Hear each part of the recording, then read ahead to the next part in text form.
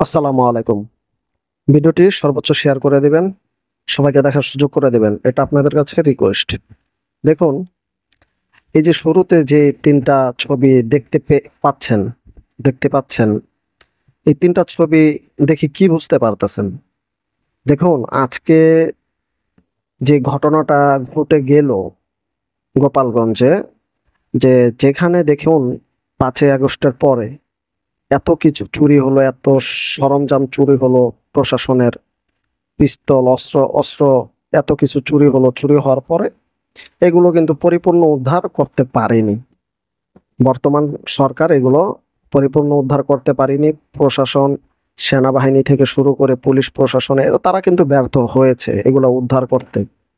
দেখুন, আজকে যে ঘটনাটা ঘটে গেল, যে এই যে আওয়ামী লীগের কর্মীরা বা আওয়ামী লীগের এই কর্মী যারা আছে তারা কিন্তু এভাবেই ঠিক পিস্তল, চাপাতি আরো অন্যান্য জিনিস নিয়ে কিন্তু তারা এভাবেই আক্রমণ চালিয়েছে পুলিশের উপর, সেনাবাহিনীর উপর, এবং কি এনসিপির যে নেতারা আছে হাসনাত আবদুল্লাহ, সার্জিস আলম, নাহিদ ইসলাম আর অন্যান্য যে নেতৃবৃন্দ আছে তারা কিন্তু সেখানে এক পর্যায়ে আটকা পড়ে যায়, এবং কি এমন নির্দেশ ছিল যে তাদের ব্যাপারে, যে তাদেরকে যেন এখান থেকে যাতে ফিরে না আসতে পারে, মেরে ফেলার একটা অবস্থান তারা নিয়েছিল এই হাসনাত আবদুল্লাহ এনসিপির নেতা কর্মীদের উপর।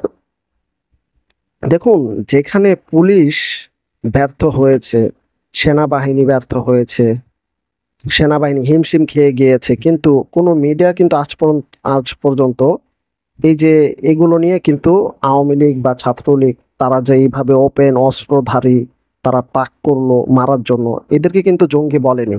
অথচ আমরা কিন্তু এর আগে আওয়ামী লীগ পতনের আগে কিন্তু আমরা দেখেছি যারাই ওয়াজ মাহফিলে কথা বলেছে, ভালো ভালো আলেমরা, ইসলামী ছাত্র শিবির থেকে শুরু করে যারাই হক কথা বলেছে তাদের কিন্তু জঙ্গি ট্যাগ দিয়ে মিডিয়াতে প্রচার করা হয়েছে। এরা জঙ্গি, এরা রাষ্ট্রদ্রোহী, এই ধরনের কথাবার্তা কিন্তু বলেছে, মিডিয়াতে প্রচার করেছে। কিন্তু ছাত্রলীগের বেলায় এই যে এখন যে ৩টা ছবি আপনারা দেখতে পেলেন, এই ৩টা ছবিতে দেখুন ওপেন কিন্তু তারা কিন্তু অস্ত্র নিয়ে তারা কিন্তু এভাবে আক্রমণ চালিয়েছে প্রশাসনের উপর, সেনাবাহিনীর উপর, পুলিশের উপর, অন্যান্য সদস্যদের উপর এমনি আক্রমণ চালিয়েছে, এবং কি এনসিপির নেতাদের উপরও। এখন কিন্তু মিডিয়া এগুলো বলে বেড়ায় না যে তারা জঙ্গি বা তারা জঙ্গি তৎপরতা বাংলাদেশে করতেছে। তাহলে এর দ্বারা কি বোঝা গেল যে এখনো কিন্তু যে আওয়ামী লীগের যে দোসর, সাংবাদিক দোসর, মিডিয়াতে যারা কাজ করে তারা কিন্তু এখনো রয়ে গেছে। দেখুন, আজকে সারাদিন যা ঘটে গিয়েছে তার প্রেক্ষাপটে কিন্তু আজকে গোপালগঞ্জে কিন্তু কারফিউ জারি করা হয়েছে। এই কারফিউ জারি করে কিন্তু এখন বর্তমানে বাংলাদেশ সেনাবাহিনী থেকে শুরু করে আইন প্রশাসনের লোক যারা ওখানে আছে তারা কিন্তু একটি অপারেশন চালাচ্ছে, সম্ভবত আহ, আওয়ামী লীগ আওয়ামী লীগের নেতাকর্মীদেরকে, ছাত্রলীগের নেতাকর্মীদেরকে ধরার জন্য। এই ঘটনাকে কেন্দ্র করে আজকে ঠিক ৩ ঘন্টা আগে অনলাইন অ্যাক্টিভিস্ট পিনাকি ভট্টাচার্য তিনি হুঁশিয়ারি দিয়েছেন। তিনি হুঁশিয়ারি দিয়ে বলতেছেন গোপালগঞ্জের কারফিউ তুলে নেন, এটা অদরকারি, নো ক্যারাক ডাউন। আমরা হাসিনা না, গোপালগঞ্জে আমরা আবার যাব, দরকার হইলে ঘাঁটি গাইরা থাকব। আমরা দেখা নিব গোপালগঞ্জের বাকশালীদের কত দম আছে। তিনি হুঁশিয়ারি দিয়ে এই কথাও বলেছে।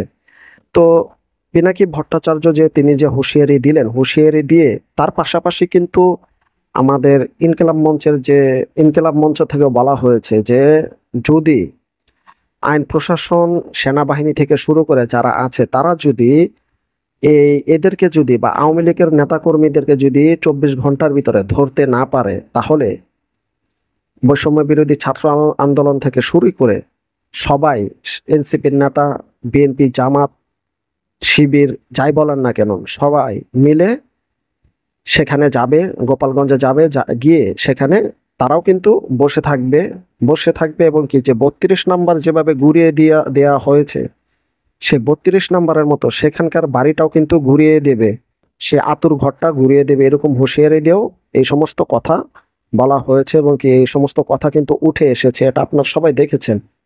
তো আওয়ামী লীগের কপালে আওয়ামী লীগ নিজেই কোরাল মারতেছে, কোরাল মারলো। কারণ সামনে কিন্তু এরকম হতে যাচ্ছে। যদি আইন প্রশাসনের লোক, সেনাবাহিনী যদি তাদেরকে গ্রেফতার করতে ব্যর্থ হয়, তাহলে এই ঘটনায় ঘটবে। ঘটার পর কিন্তু দেখতে পাবেন এমন কিছুই হবে। তো দেখা যাক, সেই সময়ের আশায় রইলাম। আর পিনাকি দাদা অনলাইন অ্যাক্টিভিস্ট, তিনি যে হুঁশিয়ারি দিয়েছেন, এটা হয়তোবা মিথ্যা হবে না, তারটাও রাইট অপশন। দেখা যাক কি হয়। সবাই ভালো থাকবেন, সুস্থ থাকবেন। আল্লাহ হাফেজ।